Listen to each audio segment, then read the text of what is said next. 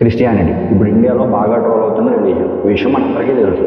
But అసలు Christianity గురించి మీకేం తెలుసు అంటే, క్రిస్టియానిటీని పూజించే క్రిస్టియన్స్కైనా ట్రోల్ చేసే వాళ్ళకైనా సరే ఏం తెలుసు దీని గురించి మీకు? అంటే పూజించడానికైనా ట్రోల్ చేయడానికైనా మీకు ఎంతో కొంత తెలియాలి కదా.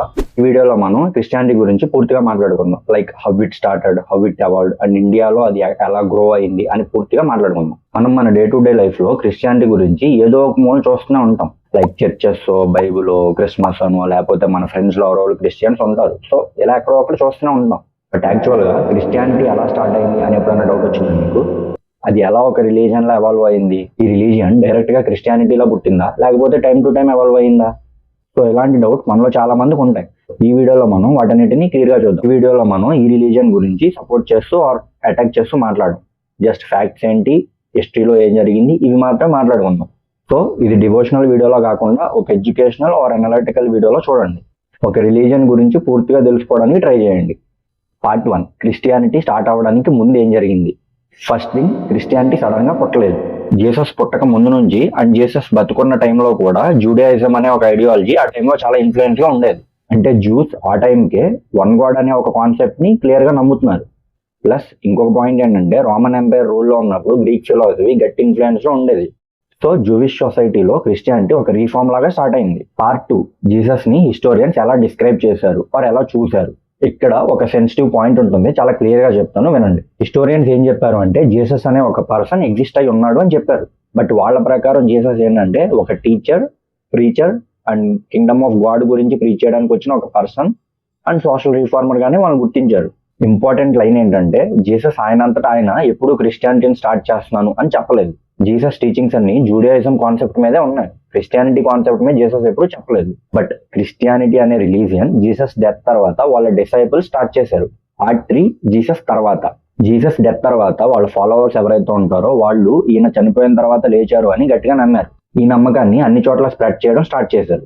ఇక్కడ మనం ఒక మోస్ట్ ఇంపార్టెంట్ పర్సన్ గురించి మాట్లాడుకోవాలి. ఆయనే పౌల్ గారు. చాలా మంది హిస్టోరియన్స్ ఏం చెప్తారు అంటే, పౌల్ గారు క్రిస్టియానిటీని అందరికంటే ఎక్కువ షేప్ చేశారు అని చెప్తారు. ఈ పౌల్ గారు చేసిన కొన్ని మేజర్ చేంజెస్ ఏంటంటే, క్రిస్టియానిటీని జూడియాయిజం బౌండరీస్ నుంచి బయటకు తీసుకొచ్చింది ఈయనే. అప్పటి వరకు జ్యూయస్ కి మాత్రమే ఉండే క్రిస్టియానిటీని నాన్ జూయిష్ పర్సన్స్ కూడా ఓపెన్ చేశారు. సో ఈయన వల్ల క్రిస్టియానిటీ లోకల్ మూవ్మెంట్ నుండి గ్లోబల్ రిలీజన్ లాగా ఎదిగింది. Part 4, Roman empire. ఇది పవర్ టర్నింగ్ పాయింట్ అనమాట. ఇనిషియల్ స్టేజెస్ లో క్రిస్టియన్స్ ని పర్సిక్యూట్ చేశారు. అంటే కనపడిన వాళ్ళని కనపడినట్టే నరికేశారు. అంటే రోమన్ ఎంపైర్ లో ఇది ఒక ఇల్లీగల్ రిలీజన్ లా కన్సిడర్ చేశారు. బట్ తర్వాత వచ్చిన ఎంపరర్ కాన్స్టంటైన్ క్రిస్టియానిటీని స్ట్రాంగ్ గా సపోర్ట్ చేశారు. క్రిస్టియానిటీని లీగల్ రిలీజన్ గా డిక్లేర్ చేసి చర్చెస్ కి స్టేట్ సపోర్ట్ ఇచ్చారు. స్లోగా చర్చెస్ అన్ని బిల్డ్ అయ్యాయి. బిషప్ సిస్టమ్ ఎవాల్వ్ అయింది అండ్ ఇక్కడే రూల్స్ అండ్ డాక్ట్రైన్స్ కూడా ఫిక్స్ అయ్యాయి అనమాట. సో ఈ టైంలో క్రిస్టియానిటీ బిలీఫ్ మాత్రమే కాదు, ఒక ఇన్స్టిట్యూషన్ లాగా మారింది. Part 5, how Christianity split. Different types in Christianity. So అన్ని మతాల్లో ఉన్నట్టే క్రిస్టియానిటీలో కూడా కొన్ని డిఫరెంట్ టైప్స్ ఆఫ్ డివిజన్స్ జరిగాయి. అవి ఏంటంటే, ఫస్ట్ ది క్యాథలిక్ చర్చ్. ఈ క్యాథలిక్ చర్చ్ లో ఏంటంటే రోమ్ అనేది సెంటర్ గా ఉంటుంది. ఒక హైరార్కీ లాగా పొజిషన్స్ ఉంటాయి అనమాట. అంటే ఫస్ట్ పోప్ కింద బిషప్ కింద ఫాదర్స్, సిస్టర్స్ ఇలా ఉంటారు. క్యాథలిక్స్ అంటే క్లియర్ గా సింపుల్ గా చెప్పాలంటే, మనం చూస్తుంటాం కదా పెద్ద పెద్ద చర్చెస్ లో వైట్ గౌన్స్ వేసుకొని ఫాదర్స్ అండ్ నన్స్ ఉంటారు కదా, సిస్టర్స్, వాళ్ళందరూ క్యాథలిక్స్. సో వీళ్ళు ఏంటంటే, వీళ్ళకి రోమ్ నుంచి ఆర్ సెంటర్ నుంచి ఫండ్స్ వస్తాయి. సో వీళ్ళు ఎవరి దగ్గర డబ్బులు ఆశించరు అండ్ వీళ్ళే ఇంకా ఎక్స్ట్రా సర్వీస్ చేస్తూ ఉంటారు. కొన్ని చోట్ల కాదు, మాక్సిమం అన్ని చోట్ల. వీళ్ళు ఎక్కువ బయటికి ఎక్స్పోజ్ అవ్వరు. వీళ్ళకంటూ ఒక హోమ్స్ ఉంటే ఒక సిస్టమ్ ఉంటుంది, అందులోనే పనిచేస్తారు. And second the orthodox church. వీళ్ళు గ్రీక్ సైడ్, ఈస్టర్న్ సైడ్ ఉంటారు. ఇది పెద్ద ఇంపార్టెంట్ కాదు మనకి. వీళ్ళు సేమ్ యాజ్ క్యాథలిక్స్ లానే ఉంటారు, కానీ క్యాథలిక్స్ తో సపరేట్ గా ఉంటారు. వీళ్ళు కంబైన్ అవ్వరు వాళ్ళతో. And third the most important, Protestant Christianity. ఇది చాలా ఇంపార్టెంట్, ఎందుకంటే మన ఇండియాలో ఎక్కువగా ఉన్నది ఇదే. మనం ఎక్కువగా ట్రోల్ చేసేది కూడా వీళ్ళ గురించే ట్రోల్ చేస్తారు. సో వీళ్ళు ఎలా ఇవాల్వ్ అయ్యారో ఒకసారి చూద్దాం. ఈ ప్రొటెస్టెంట్ క్రిస్టియానిటీ అనేది 16th సెంచరీలో పుట్టింది. మార్టిన్ లూథర్ కింగ్ అనే ఆయన ఈ ప్రొటెస్టెంట్ క్రిస్టియానిటీని ఫామ్ చేశారనమాట.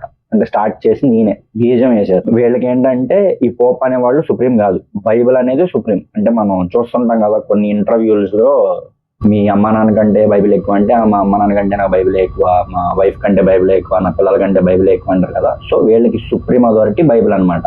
సో ఈ ప్రొటెస్టెంట్ చర్చెస్ లో ఏంటంటే, వీళ్ళకి ఒక పాస్టర్ ఉంటారు, హెడ్ ప్రతి చర్చ్ కి.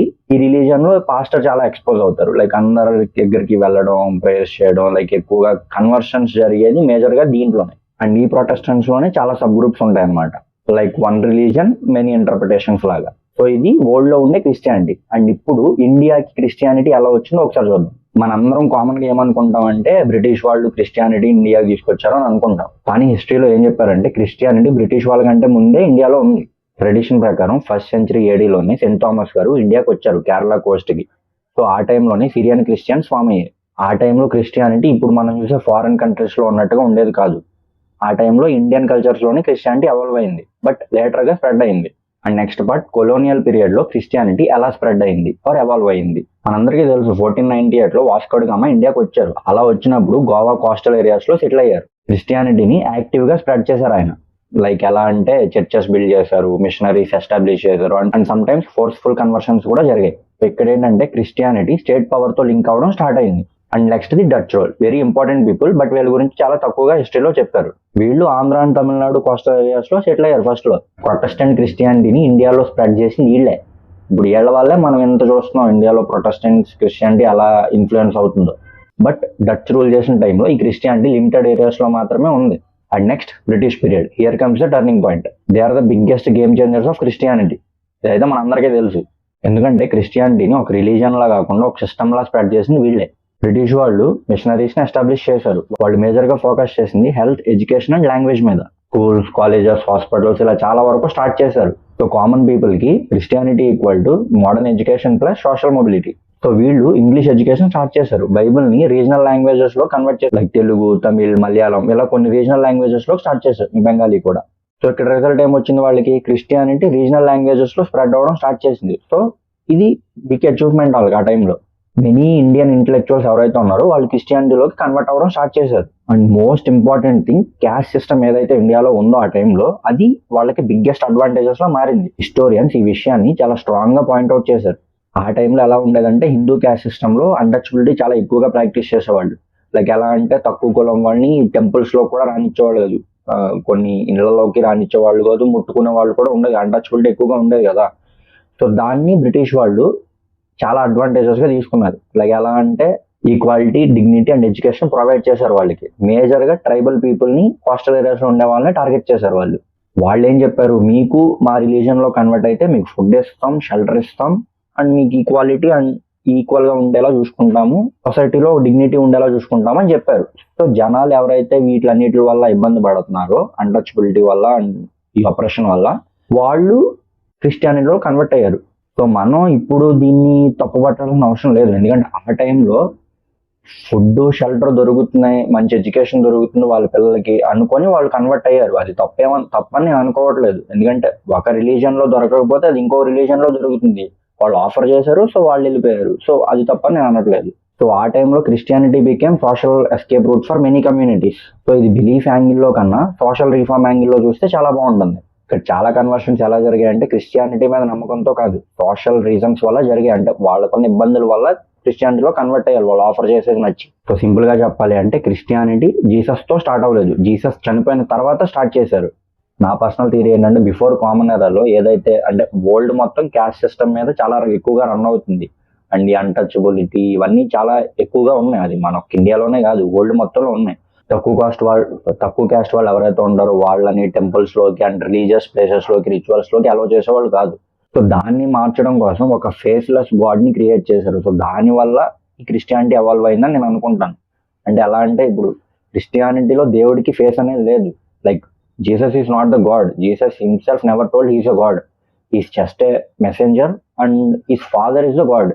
అండ్ జీసస్ ఫాదర్ కి ఎక్కడ ఫేస్ లేదు అండ్ ఎప్పుడు ఫేస్ చూపించలేదండి. ఏ బుక్స్ లోనే ఎక్కడ జీసస్ ఫాదర్ కి ఫేస్ లేదు, is just a light law represent చేశారు.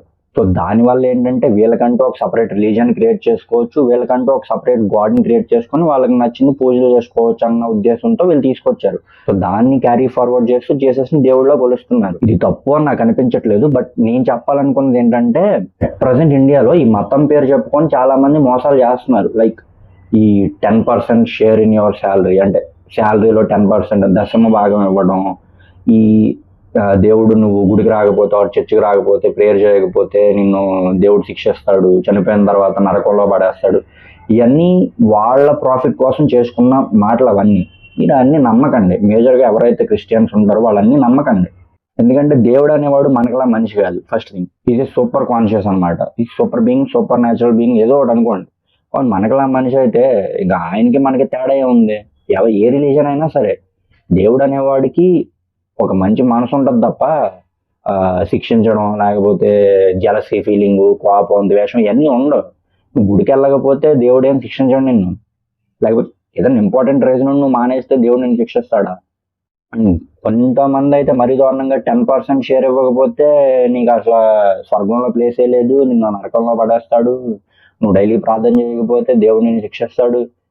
ఇదంతా ఫేక్. అసలు క్రిస్టియానిటీ పుట్టిన దేశాల్లో కూడా ఇంత లేదు. మీరు ఇండియాలో కన్వర్ట్ అయ్యి మీరు ఇంత చేస్తున్నారంటే మిమ్మల్ని ఎంతలా మోసం చేస్తున్నారో చూడండి. మీ డబ్బుల కోసమే. మేజర్గా ఈ ప్రొటెస్టెంట్స్ ఎవరైతే ఉన్నారో వాళ్ళ ప్రాఫిట్ కోసం వాళ్ళు చేస్తున్నారు. ఈ క్యాథలిక్స్ గురించి నాకు తెలుసు. ఎందుకంటే మీరు అనొచ్చు నీకేం తెలుసురా ఎంత మాట్లాడుతున్నా. నేను 10 years క్రిస్టియానిటీలోనే పెరిగాను. నాకు క్రిస్టియానిటీ మీద గౌరవం ఉంది. కానీ క్రిస్టియానిటీ పేరుతో ఈ చేసే ఈ మోసాలు ఏవైతే ఉన్నాయో వాటి గురించి మీకు ఒక ఐడియా చెప్దామని చెప్పి నేను క్రిస్టియానిటీ గురించి వీడియో చేస్తాను. సో నెక్స్ట్ టైం ఎవరన్నా ఇదంటే ఒకసారి మీరు ఆలోచించండి, దేవుడు మీకులా మనిషా లేకపోతే ఆయన దేవుడా అని. సో ఎవరన్నా ఏదన్నా చెప్పే ముందు ఒకసారి ఆలోచించండి నమ్మే ముందు. మీ డబ్బులు మీరు కష్టపడితేనే వస్తాయి. బట్ చూస్తున్నారు కదా, మీరు డైలీ గుడికి వెళ్తారు, మీరు అదే ఫైనాన్షియల్ సిచ్యువేషన్లో ఉంటారు, అప్పులు తీయరు, ఏం తీయరు. కానీ మీకు ప్రేయర్ చేసే పాస్టర్ మాత్రం ఫ్లైట్లో తిరుగుతాడు, పెద్ద పెద్ద బంగ్లాలు కడతాడు, పెద్ద పెద్ద కార్లలో తిరుగుతాడు. ఒకసారి ఆలోచించండి, మీ డబ్బులు ఎవరికి వెళ్తున్నాయి? దేవుడికి వెళ్తున్నాయా, వాళ్ళకి వెళ్తున్నాయా, ఇంకెవరికైనా వెళ్తున్నాయా అని ఆలోచించుకొని చేయండి. ఏం చేస్తున్నా సరే అన్నీ క్లియర్గా చెప్పాను అనుకుంటున్నాను. నేను ఏమన్నా మిస్ అయ్యంటే కింద కామెంట్లో చెప్పండి. నెగిటివ్ కామెంట్ చేసే ముందు ఒకసారి ఆలోచించండి, నేను చెప్పిన దాంట్లో తప్పు ఉందా లేకపోతే ఏమన్నా రాంగ్ ఉందా, కరెక్ట్ ఉందా.